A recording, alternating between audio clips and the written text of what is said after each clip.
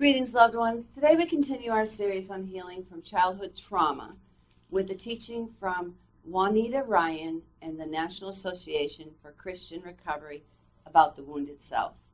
Don't forget to subscribe to our channel, follow us on Facebook, Instagram, and Twitter, hit that like button and the notification bell, and please share these messages with others. You could save a life. The wounded self is the part of us that carries most of the shame, fear, and despair that were generated at the times of the trauma that we experienced. Children have a very limited perspective on events in their lives and most often interpret any negative experience as their fault and evidence that there is something wrong with them.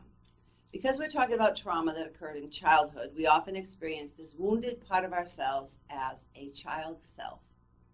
This part of us will usually have the mindset of a child about the age we were when we were traumatized.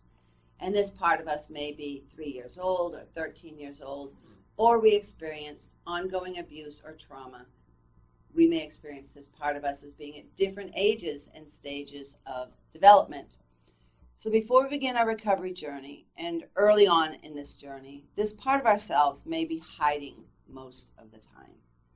Because we have unknowingly pushed away from the pain we once experienced and from its impact in our lives, this part of us has been pushed into hiding. The problem is, of course, that even though this part exists outside of our awareness, it has a great deal of power in our lives. In fact, because it exists outside our awareness, it has greater power than it would if we were more aware of its presence. And this is the part of us that is insecure and reactive. This part of us usually believes terrible things like, I'm bad, I'm ugly, I'm stupid, I'm worthless, I deserved what I got, no one can possibly love me. Often, no matter how hard we try to earn love and value, this part of us carries a deep, intractable fear that we are beyond help or hope and beyond love. Whatever happens to a child influences the child's sense of self. If a child loses a parent to mental illness, drugs, divorce, or death, the child may feel both responsible for the loss and deserving of abandonment.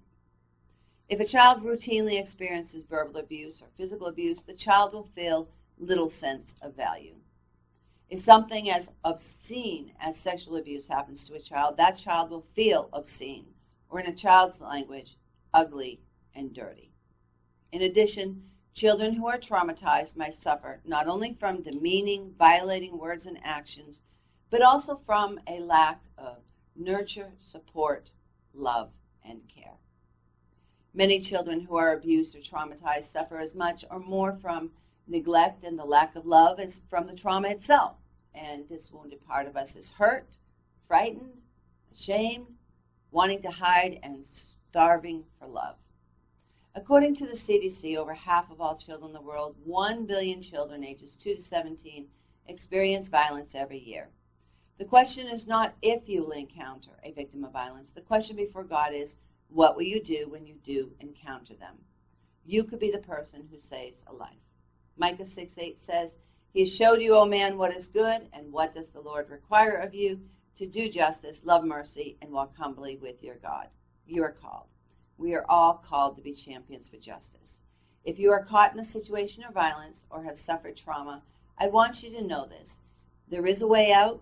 It is not your fault. Abuse is not love, and most of all, you are not alone. If you're suffering violence, reach out to someone today. If you find yourself in a dangerous situation, call 911 for help. If you know of a child or other person suffering violence, tell the authorities. In our next episode, we will continue this series of healing from childhood trauma and discuss the judgmental self. Until then, God bless you.